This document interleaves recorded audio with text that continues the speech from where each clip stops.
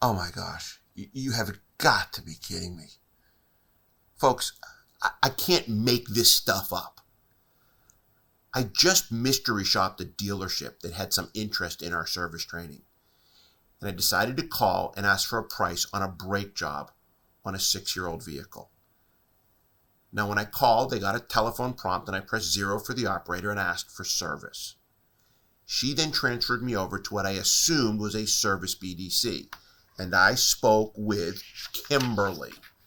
I asked Kimberly for the price. She said, I need to transfer you to a service advisor. I went on hold. I then was transferred to what I believe was another service BDC, and her name was Shelley.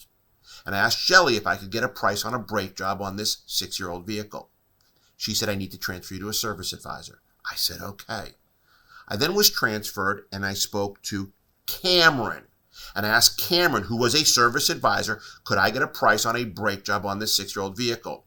He said, I'll transfer you to parts to get the parts price. Okay. I then talked to Alan in parts.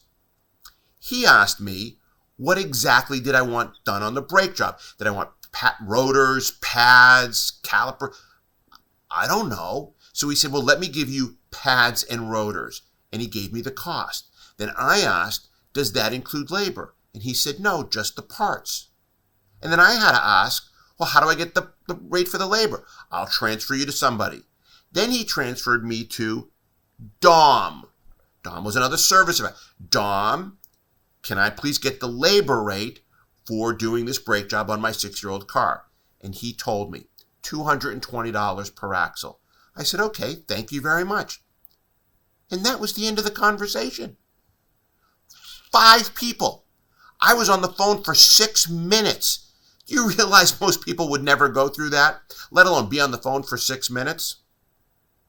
Nobody asked me for my name. Nobody asked me for my contact information. They can't follow up with me. They can't put me in their database. They can't solicit me another car. And nobody asked for an appointment. And we wonder why we're not making more money and having better processes and procedures and CSI in our service department. Folks, we make it hard for customers to do business with us. And what's ironic is if this happened in your sales department, most dealers and GMs and general sales managers would blow a gasket. But yet we let this happen in our service department. I can't make this up. Good luck, everyone.